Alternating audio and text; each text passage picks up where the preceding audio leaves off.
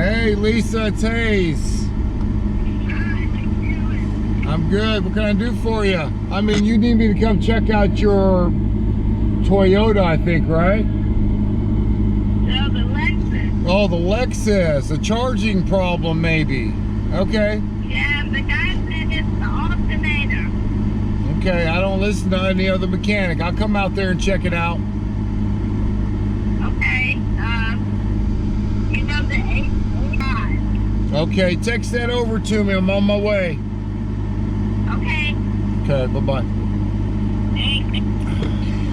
Anyways, just leaving that place, and I tell you, I got the best customers.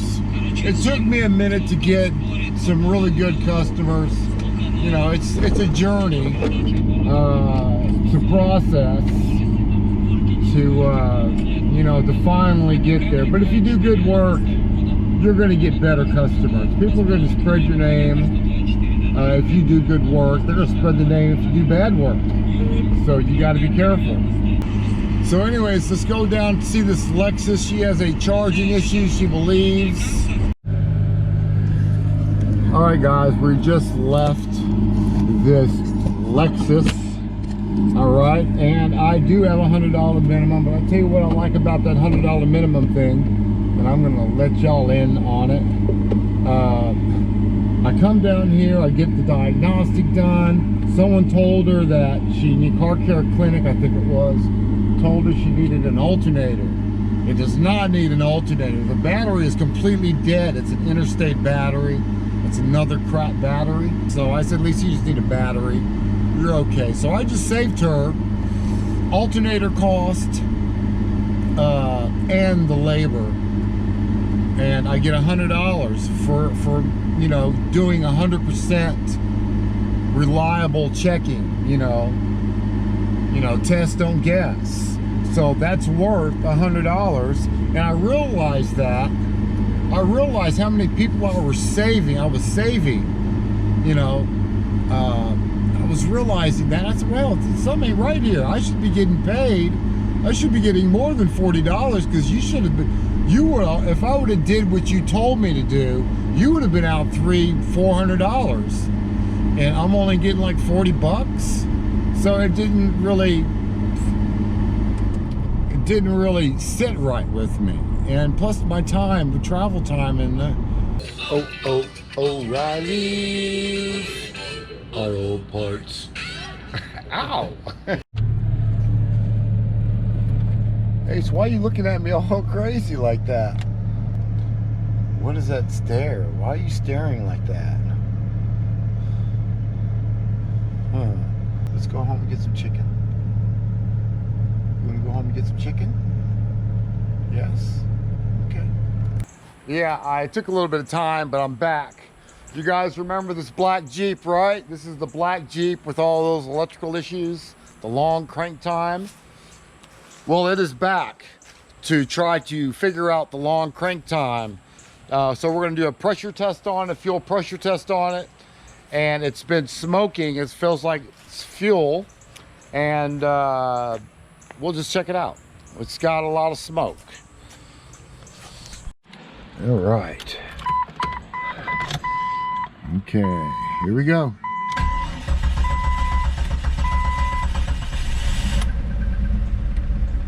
All right. It's kind of runs kind of bad too now.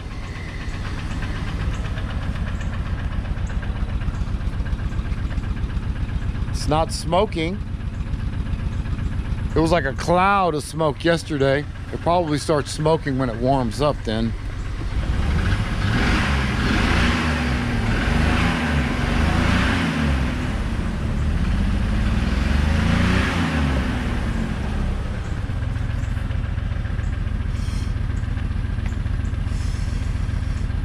Just gonna let it run for a little while. Yeah, it's really rich. That smoke is really rich.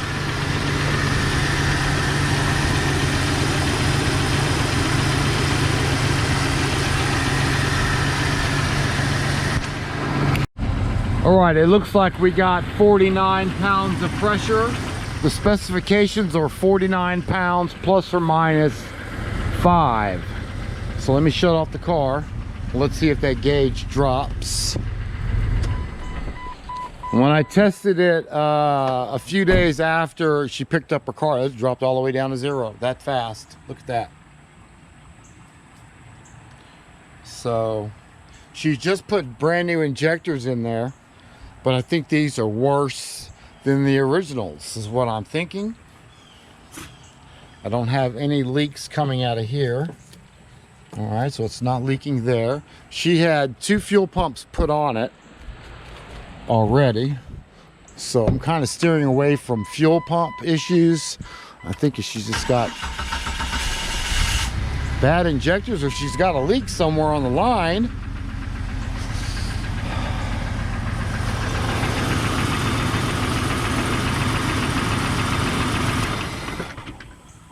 Oh wow, that thing dropped down fast. Yeah, she's got leaking injectors probably. I'll tell you what, I have a set of injectors because she says it wasn't smoking until after her brother put these injectors in. So what I'm going to do is I'm not going to play around with this one. I'm just going to that's the return line right there. I guess I could take that return line off and put a cap on it and put a clamp on it. I could do that.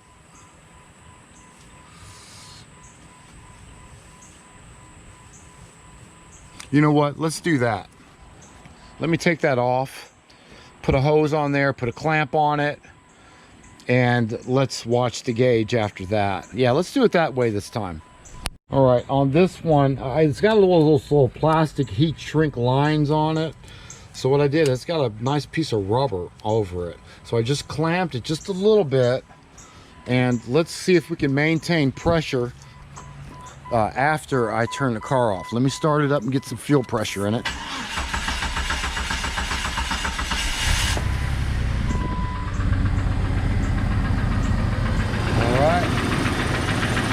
Got 40 pounds of pressure now. Got 40 pounds of pressure now. Let's shut off the car.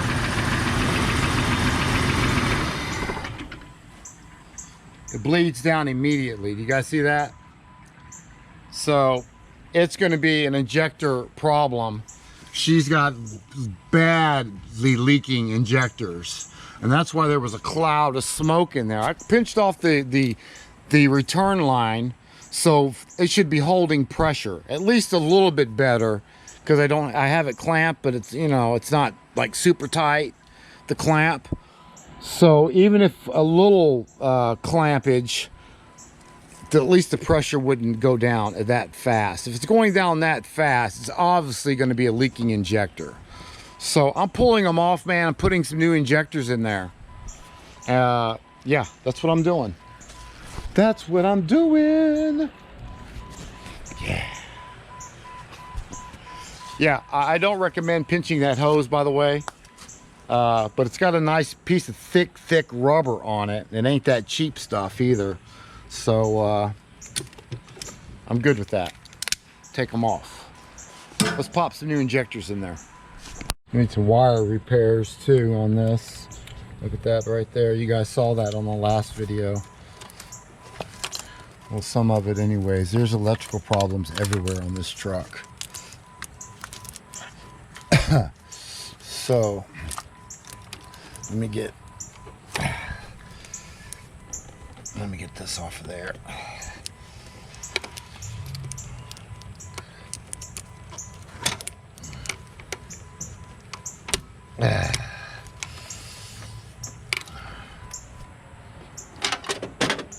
Take this bolt off right here.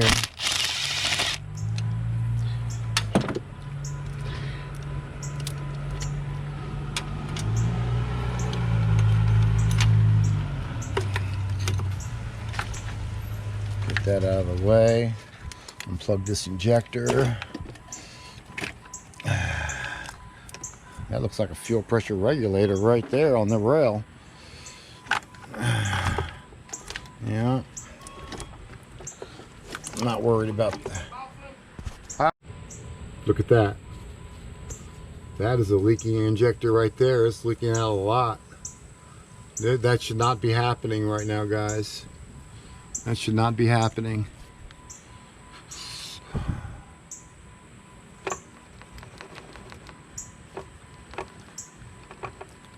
You know what? I'm not taking any chances. I'm replacing all of them. I have 8 of them in the house, so I'm replacing all of them. This is a 6-cylinder. So I have 8, so I got 6. So let's do it. Let's change them out.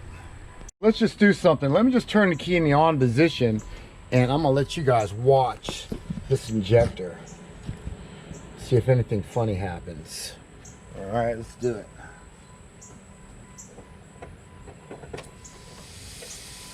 Wow. What? That's definitely a leaking injector, guys. That's the only one that's leaking that I see, and that's a lot. It's steadily streaming out of there. Look at that. So I might just change one of them. Yeah, I think I'm just gonna change one of them since I see that. All right, let's shut it off. That's why she ain't got no gas. She said she just put almost a half a tank of gas in it before she got here, and look at it, it's on empty right now. Yeah, it's pouring gas in there. Let's get it done.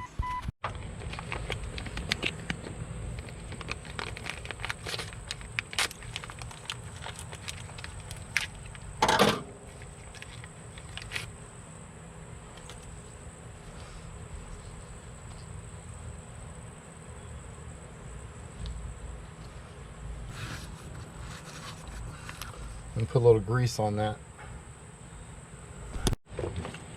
Alright, just put a little touch of grease around the O-ring, that way it slides in there. Try not to put any inside the hole. Okay? And you just simply just pop it on there.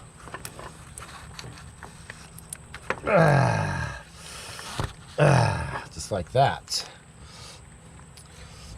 Put the clip back on it. That's why it's important to have these clips on there, huh? Let me wipe my camera off.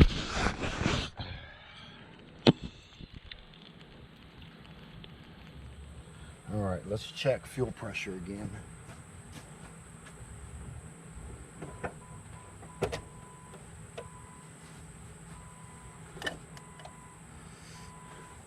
Okay. Good. So what we got going on here is now we're maintaining at 40 psi, at 39 psi, which is great. So that was the entire problem. She did not have to keep replacing fuel pumps. It was always a leaking injector in the past. So we should not have a long crank time anymore. So yeah, that's good. So I'm gonna pop these back in there. We're gonna crank it up, man, and this one will be done.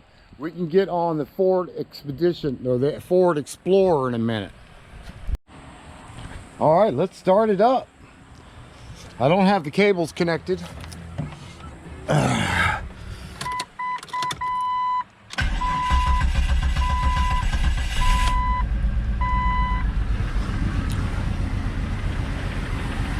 runs. I don't see any smoke yet.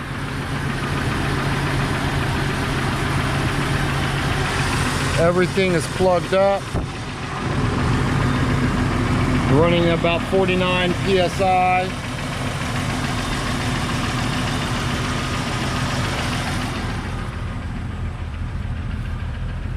There's a lot of fuel in there, and plus it'd be a good idea to change the oil. So I'll probably do an oil change for her too, because I'm sure a lot of that gas is in the crankcase now. So yeah, we should change the oil. All right, guys, as far as recommendations to my customer, I'm going to recommend changing the oil. I don't do a lot of oil changes, so I'm not going to do it. She can take it to her oil change guy and do that. And I'm just going to let it run for a little while and see if I can get some of that unburnt fuel that's in the converters already. See if I can burn it out, so when she gets here, she's not going to have any smoke. Let's take a look at it right now. It's got a little bit left, so let it run for a little while longer and that smoke should be gone. Let me give it a little bit some RPMs.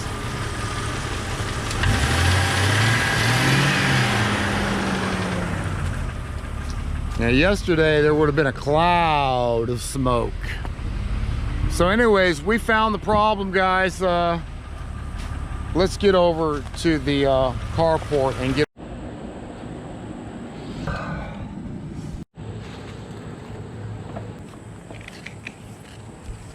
All right, installed a little box here. Got a little box up there.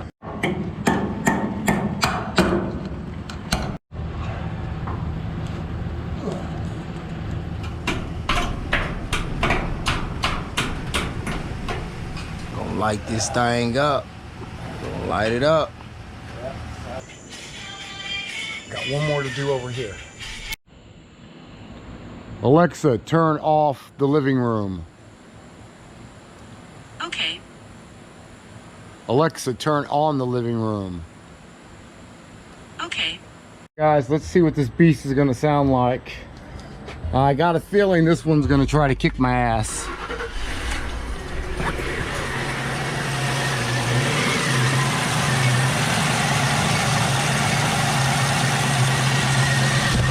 Runs like crap.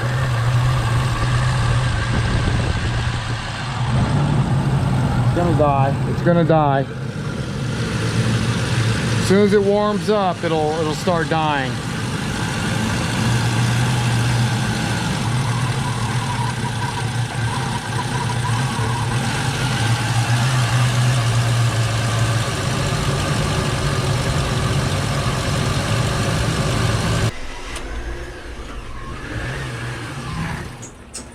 Or sucking air or something, or out of time. I kind of think it jumped time, guys, to be honest with you. I kind of think it just jumped time. I don't know. I'm not getting any codes on the scan tool either. I kind of think it jumped time, guys, to be honest with you. I kind of think it just jumped time.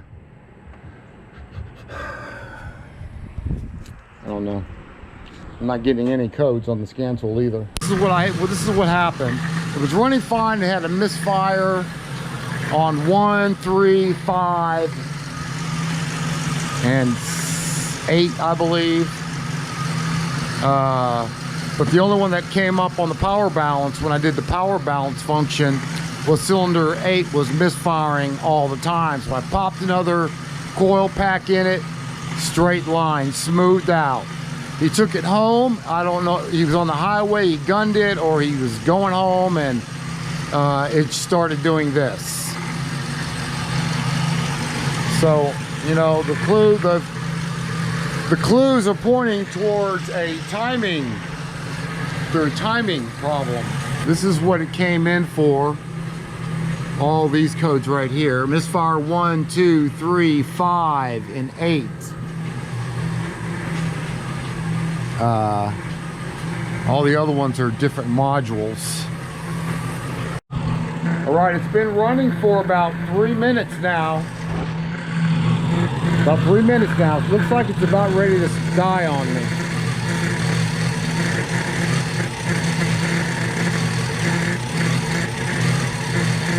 I can't give it gas. Let me give it the gas.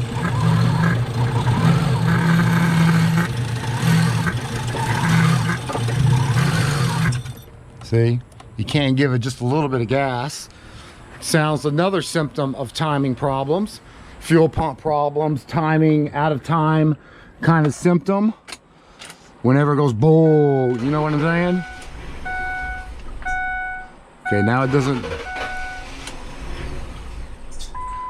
doesn't want to stay running.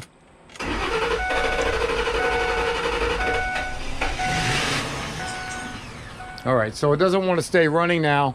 So just to recheck myself, I'm gonna go ahead and get my fuel pressure tester on there. I'm gonna go ahead and get my fuel pressure tester on there. Let's get some pressure readings. Let's do a fuel pressure test. Keys off, 5 seconds, prime the pump, turn the key back on. Let me do it again since I took the Schrader valve out. Okay. Oh man, we're low on pressure. Maybe that's why I won't stay running, huh? Do I have a leak?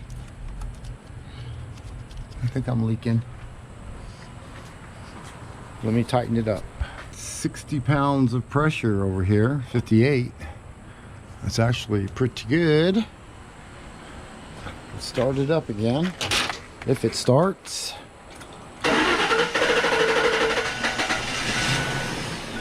It really doesn't want to stay running. It'll start up when you first start it up. But once it gets warmed up, no, once you get warmed up, it is not going to start and stay running. Everything's looking at it, looks like a timing chain job to me, guys. You know, it would be nice if I could just get a code. Give me a code, something, an oxygen sensor code, something. You know, telling me, yeah, you got a vacuum leak, Hayes. But it's not giving me anything. And it's got 200,000 miles on it anyways. It's due for a timing chain kit. I think he jumped tooth. He jumped a tooth. I mean, I've checked everything else besides compression. But I did a relative compression test. And everything turned out to be equal all the way across. So, I don't know, guys. I don't know.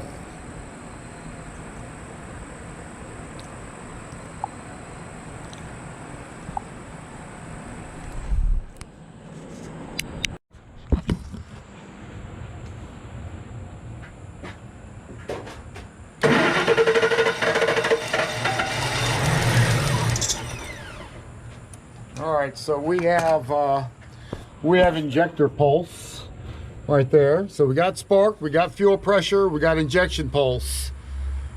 So as far as everything else, this vehicle should run unless it has a gross vacuum leak, which it doesn't, because I sprayed the entire intake manifold with parts cleaner.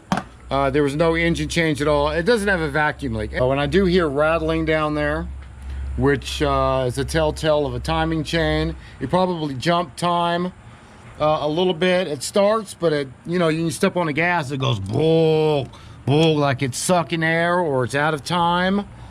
Another clue. So it looks like I'm gonna have to tear this thing down to get to the nitty gritty.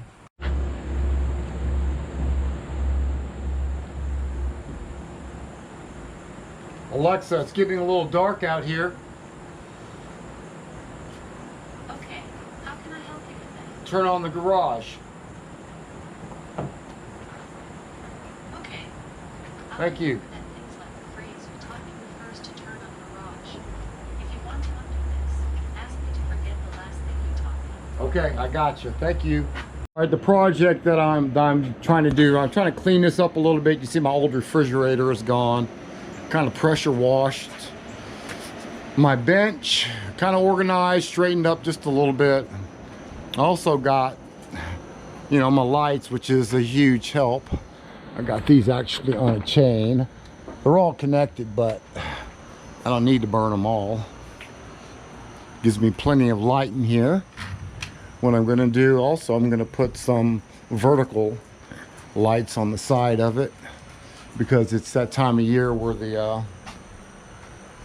where in the winter time it gets darker earlier. So I'm just trying to straighten it up and get prepared for that. This is just the preliminaries until I get a real building with walls and stuff. So I mean, it's a stepping stone, and I can get out here when it's raining even and just work under the carport. It's huge. Guys, that's going to be the end of this video. It was just a really slow couple weeks, and I just wanted to post a video out there for you guys. Yeah, nothing's really, it's been a really slow week. So, not slow as not making any money. I made money, but It's just been a lot of easy jobs, you know, things that you guys probably don't want to see. A Monte Carlo SS, it's a 1985, for those of you who don't know. 1985 is going to be shipped to, I'm going to take it to Hazelhurst, Mississippi to get the upholstery done. I'll be doing a video and updates on the Monte Carlo SS interior job here as well on this channel. Yeah, so we got a lot going on here. So that being said, that's about the end of the video. Sorry, it wasn't a lot of content today. I wanted to talk more about being self-employed, free. I call myself being free, guys. So everyone knows me, knows that I talk about freedom. I try to get people motivated to start their own business, because I'm telling you, there's nothing like it. There's nothing like it. I should have did this in my 30s. I should have, my 20s. I should have did this in my 20s, and I wouldn't be working at 55 years old like this. So time goes fast. I was just 25, it seems, a few months ago. That's how fast time goes. So yeah, man, I should have did it a long time ago. If I would have known, if I would have had someone to mentor me, to tell me, show me things back when I was my late 20s, 30s, yeah, I would have been free years ago in my 30s. Balling and shot calling. Unfortunately, that's not the way it is. I'm still working, but it's a lot easier. I don't put in 40-hour weeks no more. After 10 years, 12 years of doing your own thing, yeah, those 40-hour days, if you work by yourself and you don't have employees, if you have employees, then 40 hours are probably you're gonna be working, because you gotta watch them and you gotta do this and you gotta do that. But if you're by yourself making your own money and you're able to do that, yeah, those 40 hours are gone. You can make the same amount of money in 20 hours and be happier. Be happier, which is the bottom line. It ain't all about the money. I got things I want to do though. You know, I don't want to live out in the city. I want to live out in the country. I want to live off the grid, put solar panels up at 55 years old. Yeah, I want to do all that still. So, and I'm going to do it. This little upgrade is just gives me motivation to do that. A little extra motivation to get out there and do it. I know I can do it. I got YouTube. And you guys are so lucky, these 30-year-olds, 20-year-olds, everybody is lucky for YouTube to be out there for us. I didn't have YouTube when I was growing up. I could have, you know, if you didn't want to teach me something because you're afraid of losing your job, man, I just go on YouTube now. You might lose your job. If I had YouTube back then, if that's what you were scared about, which a lot of people were, it's going to take my job. No one's going to take your job, man. Teach something. Teach something. My God. So tight on the knowledge. Don't want to give nothing away. But that's how you receive, is by giving. Don't worry about who's going to take your job, or, oh my God, you're going to lose money because you taught somebody. That's insane. That's insane, guys. Just give what you got. It ain't yours to keep.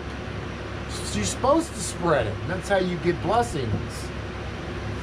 That's how you get blessings. Giving is an awesome power. If you're able to tap into that spirit of giving. The power of giving.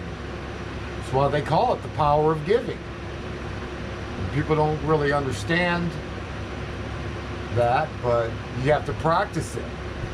You have to practice it. You keep practicing until it just comes out on its own, and you're just giving, you're giving, and you're giving. Like me, I'm one of these guys that if I'm at the gas station and I'm in front of somebody or I'm behind somebody, and you know they don't have a lot on them or they need something, I'm usually gonna say, I got that. I got that. That's what I like to do. And I don't think about it anymore. I just do it and it's done. I might have had a good day that day. I might have did $700 that day, $500, $300, $100. And I just give it. And they're like, thank you. And that's all I need, a little appreciation. That's all I require. All right, guys, that's the end of the video. I'm sorry about the rambling. I'm out of here. I'm hungry. Peace. Like and subscribe, please. I really appreciate you guys. Thanks for watching. Peace, y'all. Peace. Yeah.